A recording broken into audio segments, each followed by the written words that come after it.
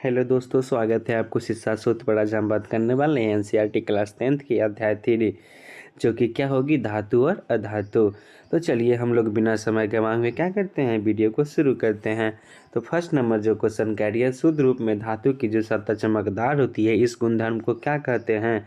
तो शुद्ध रूप से जो धातु की सतह चमकदार होती है, उस गुणधर्म को हम लोग धात्विक चमक कहते हैं। तो राइट ऑप्शन क्या हो जाएगी, डी हो जाएगी। वही हम लोग इसके एनसीईआरटी की लाइनों की बात करें तो एनसीईआरटी की लाइनें कह रही है, अपने शुद्ध रूप में धातु की सतह क्या होती है, चमकदार होती है। धातु के इस गुणधर्म को धात्विक चमक कहते हैं। वही नेक्स्ट क्वेश्चन की बात करें तो नेक्स्ट क्वेश्चन कह रही है, जिस धातुओं को पीटकर पतली चादर बनाया जा सकता है, उसे उस गुणधर्म को क्या कहते हैं। तो उसे उस गुणधर्म को आघातवर्धता के नाम से जानते हैं। तो इस तरह से राइट ऑप्शन क्या हो जाएगी, बी हो जाएगी। वही हम लोग इसके एनसीईआरटी की लाइनों की बात करें तो एनसीईआरटी की लाइनें जो कह रही है, आप देखेंगे कि कुछ धातुओं को पीटकर पतली चादर बनाया जा सकता है, इस गुणधर्म को आघातवर्धता कहते हैं। वही हम लोग नेक्स्ट क्वेश्चन की बात करें तो नेक्स्ट क्वेश्चन जो कह रही है, सबसे अधिक आघातवर्धता जो होती है कौन सी धातु की होती है। तो सबसे अधिक जो आघातवर्धता होती है वह सोना की होती है। तो इस तरह से राइट ऑप्शन क्या हो जाएगी, ए हो जाएगी। वही हम लोग इसके एनसीईआरटी की लाइनों की बात करें तो एनसीईआरटी की जो लाइनें कह रही हैं, कुछ धातुओं के जो पीटकर पतली चादर बनाई जा सकती है, इस गुणधर्म को आघातवर्धता कहते हैं। क्या आप जानते हैं कि सोना तथा चांदी सबसे अधिक आघातवर्धताएं धातुएं होती है। वही हम लोग नेक्स्ट क्वेश्चन की बात करें तो नेक्स्ट क्वेश्चन कह रही है, धातु के पतले तार के रूप में खींचने की क्षमता को क्या कहते हैं। तो उसे हम लोग तन्यता कहते हैं। तो इस तरह से राइट ऑप्शन क्या हो जाएगी, डी हो जाएगी। वही हम लोग इसके एनसीईआरटी की लाइनों की बात करें तो एनसीईआरटी की लाइनें कर रही है, धातु की पतले तार के रूप में खींचने की क्षमता को क्या कहते हैं, तन्यता कहते हैं। सोना सबसे अधिक तन्य धातु होती है। आपको यह जानकर आश्चर्य होगा कि 1 ग्राम सोने से 2 किलोमीटर लंबा तार बनाया जा सकता है। यानी कि सोने की जो होती है, 1 ग्राम सोने के से 2 किलोमीटर लंबा तार को खींचा जा सकता है। वही हम लोग नेक्स्ट क्वेश्चन की बात करें तो नेक्स्ट क्वेश्चन कह रही है, सबसे अधिक तन्य धातु कौन होती है। तो सबसे अधिक जो तन्य धातु होती है वह सोना होती है। वही हम लोग इसके एनसीईआरटी की लाइनों की बात करें तो एनसीईआरटी की लाइनें कह रही है, धातु की पतले तार के रूप में खींचने की क्षमता को तन्यता कहा जाता है। सोना सबसे अधिक तन्य धातु होती है। आपको यह जानकर आश्चर्य होगा कि 1 ग्राम सोने से कितने किलोमीटर लंबा तार बनाया जाता है, 2 किलोमीटर लंबे तार बनाया जाता है। वही हम लोग नेक्स्ट क्वेश्चन की बात करें तो नेक्स्ट क्वेश्चन कह रही है, 1 ग्राम सोने से कितने किलोमीटर लंबे तार बनाया जाता है। तो 2 किलोमीटर लंबे तार खींचा जा सकता है। तो इस तरह से राइट ऑप्शन क्या हो जाएगी, डी हो जाएगी। वही हम लोग इसके नेक्स्ट क्वेश्चन की बात करें तो नेक्स्ट क्वेश्चन कह रही है, उष्मा के सबसे अच्छे चालक कौन होते हैं। तो उष्मा के जो सबसे अच्छे चालक होते हैं, सिल्वर तथा कॉपर होते हैं। तो इस तरह से राइट ऑप्शन क्या हो जाएगी, ए हो जाएगी।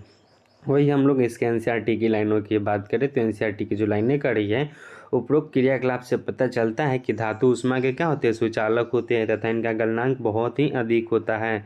सिल्वर तथा कॉपर उष्मा के सबसे अच्छे क्या होते हैं, चालक होते हैं। इसकी तुलना में लेड तथा मरकरी उष्मा के क्या होते हैं, कुचालक होते हैं। वही हम लोग नेक्स्ट क्वेश्चन की बात करें तो नेक्स्ट क्वेश्चन करिए, उष्मा के कुचालक इनमें से कौन है। तो उष्मा के जो कुचालक होते हैं, चांदी तथा तांबा जो है उष्मा के क्या होते हैं, चालक होते हैं। बट क्वेश्चन क्या रहता है, कुचालक। तो लोड तथा मरकरी जो है उष्मा के क्या होते हैं, कुचालक होते हैं। तो इस तरह से राइट ऑप्शन क्या हो जाएगी, सी हो जाएगी। वही हम लोग इसके एनसीईआरटी की लाइनों की बात करें तो एनसीईआरटी की लाइनें करिए, धातु उष्मा के क्या होते हैं, सुचालक होते हैं तथा इनका गलनांक बहुत ही अधिक होता है। सिल्वर तथा कॉपर उष्मा के क्या होते हैं, सबसे अच्छा चालक है। इनकी तुलना में लेड तथा मरकरी उष्मा के क्या होते हैं, कुचालक होते हैं। वही नेक्स्ट क्वेश्चन की बात करें तो नेक्स्ट क्वेश्चन कह रही है, जो धातु कठोर सतह से टकराने पर आवाज़ें उत्पन्न करती है, उसे हम लोग क्या कहते हैं। तो उसे ध्वनिक कहते हैं। तो इस तरह से राइट ऑप्शन क्या हो जाएगी, ए हो जाएगी। वही हम लोग इसके एनसीईआरटी की लाइनों की बात करें तो एनसीईआरटी की लाइनें करी हैं, आपने अवश्य देखा होगी कि जिस तार से आपके घर की बिजली पहुंचती है, उसे पॉलीविनाइल क्लोराइड, पीवीसी अथवा रबर जैसी सामग्री की परत चढ़ी होती है। विद्युत तार पर ऐसे पदार्थों की परत क्यों होती है, जब धातुएं किसी कठोर सतह से टकराती है तो क्या होता है, क्या वह कोई आवाज़ उत्पन्न करती है। जो धातुएं कठोर सतह से टकराने पर आवाज़ उत्पन्न करती है तो उन्हें हम लोग क्या कहते हैं, ध्वनि का कहते हैं या सोनोरस कहते हैं। वही हम लोग नेक्स्ट क्वेश्चन की बात करें तो नेक्स्ट क्वेश्चन कह रही है, स्कूल की घंटी धातु क्यों बनी होती है। तो क्योंकि वो क्या होती है, ध्वनिक होती है और उसमें आवाज़ होती है, प्रत्यास्थता की क्षमता होती है और लंबे समय तक कंपन को सहन करती है। तो राइट ऑप्शन क्या हो जाएगी, डी हो जाएगी। उपरोक्तों में से सभी के सभी गुण के होते हैं जो स्कूल की घंटी की बनी होती है धातु की। वही हम लोग इसके एनसीईआरटी की लाइनों की बात करें तो एनसीईआरटी की लाइनें करिए, जब धातु किसी कठोर सतह से टकराती है तो क्या होता है, क्या कोई आवाज़ उत्पन्न करती है। जो धातु एक कठोर सतह से टकराने पर आवाज़ उत्पन्न करती है उसे क्या कहते हैं, ध्वनि कहते हैं। लंबे समय तक कंपन को सहन करती है ये। जैसे कि इसका एग्जाम्पल दे रखा था कि स्कूल की घंटी धातु के क्यों बनी होती है, तो इनमें स्कूल की जो घंटी होती है इसमें धातु के सभी तरह के गुण क्या होते हैं। वही हम लोग नेक्स्ट क्वेश्चन की बात करें तो नेक्स्ट क्वेश्चन करें, इनमें से कौन सी धातु नहीं है। तो देख जो रहे हैं आयरन, कॉपर तथा एल्युमिनियम में सभी के सभी क्या है, धातु है, बट जो सल्फर दे रखा है ये क्या है, धातु नहीं है। वही हम लोग इसके एनसीईआरटी की लाइनों की बात करें तो एनसीईआरटी की जो लाइनें कर रही है धातु के बारे में कुछ दी, जैसे कि इन पदार्थों की भौतिक गुणधर्मों की तुलना करके समूहों से अलग करना सबसे आसान होता है। वहीं हम लोग इसके जैसे कि धातु iron, copper, aluminium, magnesium, sodium, lead, zinc तथा आसानी से मिलने वाले कुछ अन्य धातुओं के नमूने क्या करते हैं, इकट्ठे करते हैं। वही हमने नेक्स्ट क्वेश्चन की बात करें तो नेक्स्ट क्वेश्चन करें, इनमें से कौन अधातु नहीं है। इसमें से क्या बतानी है, धातु नहीं है वो बतानी है। तो मैग्नीशियम जो है ये धातु नहीं है, ये क्या है, धातु है। बाद बाकी जो देखना है कार्बन, हाइड्रोजन और ऑक्सीजन सभी के सभी क्या है, धातु है। मैग्नीशियम जो है ये क्या है, अधातु नहीं है, ये धातु है। ये हम लोग नेक्स्ट क्वेश्चन से पहले इसके एनसीईआरटी की लाइनों की बात करें तो एनसीईआरटी की जो लाइनें कह रही हैं, धातु के जो कुछ प्रकार होते हैं जैसे iron, copper, aluminium, magnesium, sodium, lead, zinc तथा आसानी से मिलने वाले कुछ से क्या है, धातुओं के उदाहरण हैं। वही हम लोग नेक्स्ट क्वेश्चन की बात करें तो नेक्स्ट क्वेश्चन कह रही है, ऐसी कौन सी धातु है जो द्रव अवस्था में रहती है। तो ब्रोमीन जो एक क्या है, अधातु होती है जो द्रव अवस्था में रहती है। वही हम लोग इसके एनसीईआरटी की लाइनों की बात करें तो एनसीईआरटी की लाइनें करिए, ब्रोमीन जो है एक ऐसी अधातु है जो द्रव होती है। इसके अलावा सारी धातुएं जो ठोस या फिर गैस से होती है। क्या धातुओं के समान अधातुओं के भी कुछ गुणधर्म होते हैं। अब हम लोग नेक्स्ट क्वेश्चन की बात करें तो नेक्स्ट क्वेश्चन करिए, किसी धातु के अलावा सारी धातुएं कमरे के ताप पर ठोस अवस्था में पाई जाती है। तो मरकरी जो है एक ऐसी धातु है जो कमरे में ठोस अवस्था पर क्या होती है, पाई जाती है। तो राइट ऑप्शन क्या हो जाएगी, डी हो जाएगी, मरकरी। ये हम लोग इसके एनसीईआरटी की लाइनों की बात करें तो एनसीईआरटी की लाइनें करें, मरकरी को छोड़कर सारी धातुएं कमरे के ताप पर ठोस अवस्था में पाई जाती हैं। वही हम लोग नेक्स्ट क्वेश्चन की बात करें तो नेक्स्ट क्वेश्चन करिए, कौन सा धातु चमकीला होता है। तो आयोडीन जो एक ऐसा धातु है जो क्या होते हैं, चमकीला होते हैं।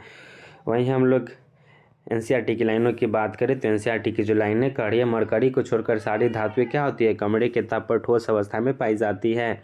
आपने देखा होगा कि धातुओं की गलनांक अधिक होता है लेकिन कैलियम एवं सीजियम का गलनांक बहुत ही कम होता है।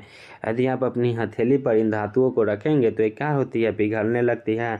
आयोडीन अधातु होते हुए भी क्या होती है, एक चमकीला होता है।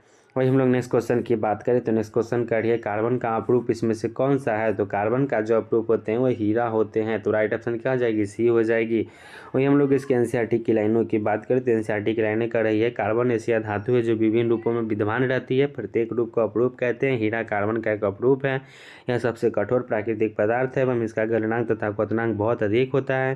कार्बन एक अन्य अपरूप ग्रेफाइट विद्युत का क्या होते हैं, जो कि सुचालक होते हैं। वही हम लोग नेक्स्ट क्वेश्चन की बात करें तो नेक्स्ट क्वेश्चन कह रही है, सबसे कठोर प्राकृतिक पदार्थ कौन है। तो सबसे कठोर जो प्राकृतिक में पदार्थ होते हैं वो क्या होते हैं, हीरा होते हैं। तो इसमें से राइट ऑप्शन क्या हो जाएगी, ए हो जाएगी।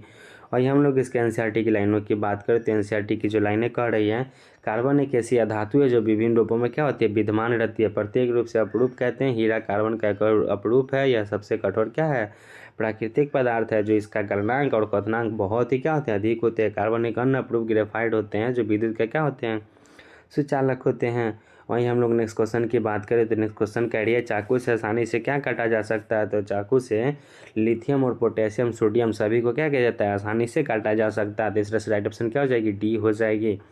ये हम लोग इसके एनसीईआरटी की लाइनों की बात करें तो एनसीईआरटी की जो लाइनें कर रही हैं, क्षारीय धातु जो होती है, क्षारीय धातु लिथियम, सोडियम और पोटेशियम इतनी मुलायम होती हैं कि उनको चाकू से क्या होता है, आसानी से काटा जाता है तथा इनका जो घनत्व तथा गलनांक जो होते हैं बहुत ही क्या होते हैं, कम होते हैं।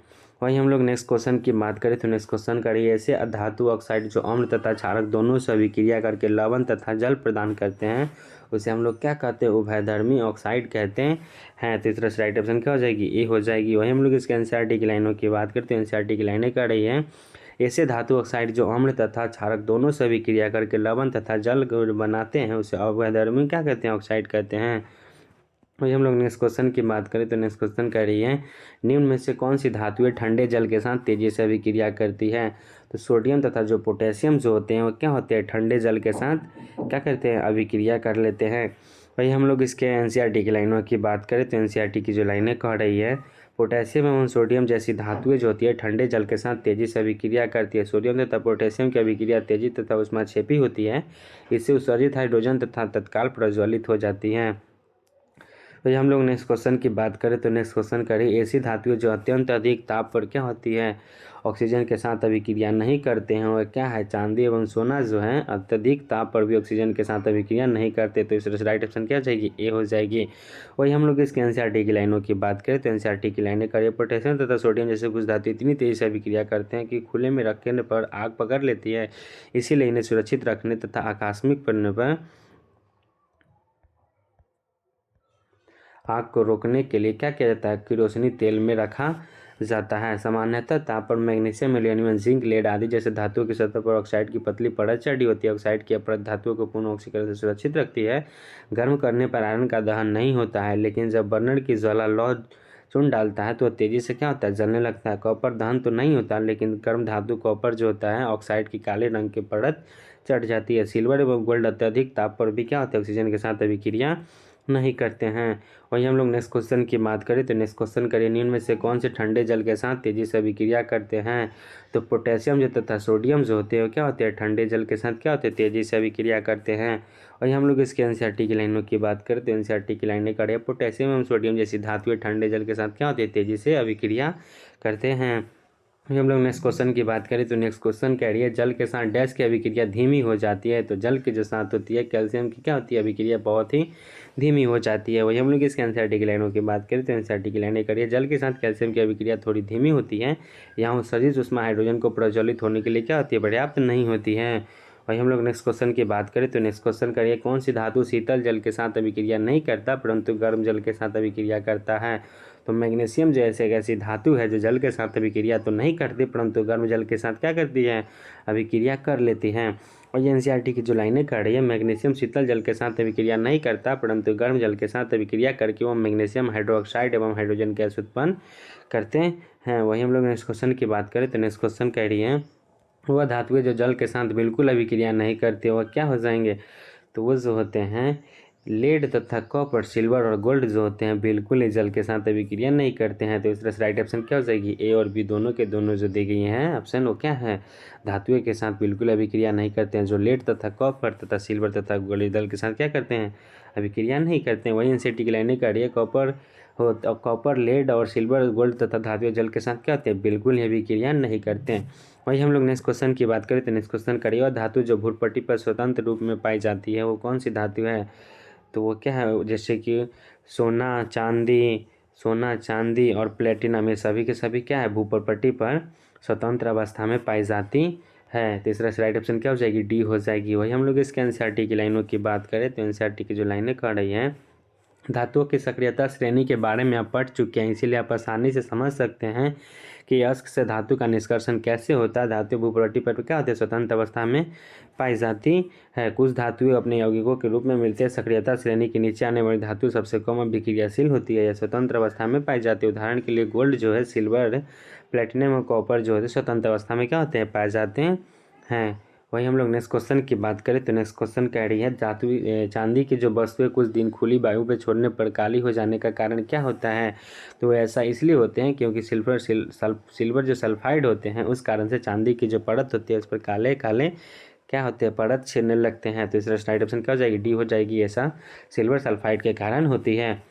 वही हम लोग नेक्स्ट एनसीईआरटी की लाइनों की बात करें तो एनसीईआरटी की लाइनें कर रही है सिल्वर का वायु में उपस्थित सल्फर के साथ जो अभिक्रिया कर सिल्वर सल्फाइड का क्या होती है, सल्फर सल्फाइड की परत बनने के कारण ऐसा इसलिए हो जाती है। वही हम लोग नेक्स्ट क्वेश्चन की बात करें तो नेक्स्ट क्वेश्चन कह रही है लोहे के जंग लगने से कैसे बचाया जा सकता है? तो लोहे को पेंट करके, ग्रीज लगाकर या शुद्धलेपन करके, तो इसमें से सभी के सभी प्रक्रिया द्वारा हम लोग लोहे के जंग के लगने से क्या कर सकते हैं? बचा सकते हैं। तो इसमें राइट ऑप्शन क्या हो जाएगी? डी हो जाएगी। वही हम लोग इसके एनसीईआरटी की लाइनों की बात करते हैं। एनसीईआरटी की लाइनें कर रही हैं, लोहे की जो धातुएं होती है वो पेंट करके, तेल लगाकर तथा ग्रीज लगाकर या शुद्धलेपन यानी कि लोहे की वस्तुओं पर जस्ते की परत चढ़ाकर, क्रोमियम लेपन, एंडोडीकरण या मिश्र धातु बनाकर लोहे की जंग को लगने से क्या कर सकते हैं? बचा सकते हैं। वही हम लोग नेक्स्ट क्वेश्चन की बात करें तो नेक्स्ट क्वेश्चन का है, शुद्ध सोना कितने कैरेट का होता है? तो शुद्ध सोना जो होता है 24 कैरेट का होता है। तो इस राइट ऑप्शन क्या हो जाएगी? ए हो जाएगी। ये हम लोग इसके एनसीईआरटी की लाइनों की बात करें तो एनसीईआरटी की लाइनें करें, शुद्ध सोने 24 कैरेट के होते हैं तथा आभूषण बनाने के लिए 22 कैरेट सोने का क्या किया जाता है? उपयोग किया जाता है। इसका तात्पर्य हुआ कि 22 भाग शुद्ध सोने में 2 भाग क्या होता है? तांबा या चांदी को क्या किया जाता है? मिलाया जाता है। वही हम लोग नेक्स्ट क्वेश्चन की बात करें तो नेक्स्ट क्वेश्चन कह रही है, भारत में आभूषण बनाने के लिए कितने कैरेट सोने का उपयोग किया जाता है? तो भारत में जब आभूषण बनाने के लिए सोना का उपयोग किया जाता है वो 22 कैरेट का होता है। तो राइट ऑप्शन क्या हो जाएगी? सी हो जाएगी। और शुद्ध सोना पूछे तो क्या होता है? 24 कैरेट होता है। अब हम लोग एनसीईआरटी की लाइनों की बात करें तो एनसीईआरटी की जो लाइनें कह रही हैं, शुद्ध सोने कितने होते हैं? 24 कैरेट होते हैं। वही भारत में अधिकांशतः आभूषण बनाने के लिए कितने कैरेट सोने का प्रयोग करते हैं? तो 22 कैरेट सोने का प्रयोग करते हैं, जिसमें 22 कैरेट में इसमें क्या होते हैं? चांदी तथा तांबा क्या होते हैं? मिक्स करके मिलाई जाती है।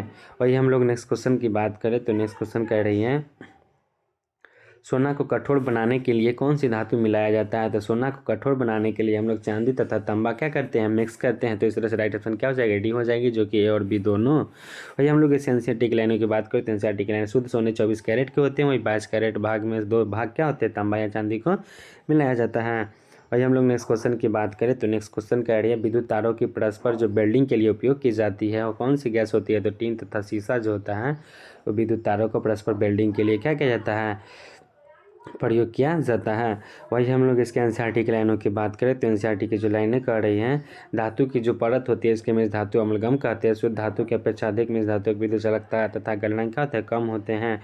वही तांबे व जंस्ते का जो मिश्र धातु पीतल तथा ताम्र और टीने की मिश्र धातु एकांश विद्युत के क्या होते हैं? कुछ चालक होते हैं, लेकिन ताम्र का उपयोग विद्युतीय परिपथ बनाने में किया जाता है। शीशा एवं टीन जैसे जो मिश्र धातु होते हैं, सोल्डर जिसका गलनांक बहुत कम होता है, इसका उपयोग क्या करते हैं? विद्युत तारों को परस्पर वेल्डिंग के लिए किया जाता है। तो हम लोगों का क्या हुई, थर्ड चैप्टर भी कंप्लीट हो गई। अब हम लोग नेक्स्ट वीडियो के माध्यम से क्या करेंगे? अध्याय 4 को करेंगे, जो कि कार्बन और उसके क्या होगी? यौगिक होगी। तो कैसी लग रही है? अगर वीडियो अगर अच्छी लग रही है तो अपने दोस्तों में क्या कर दे? शेयर कर दे। अब हम लोग नेक्स्ट वीडियो के माध्यम से मिलते हैं। वीडियो में अंत तक बने रहने के लिए थैंक यू। जय हिंद।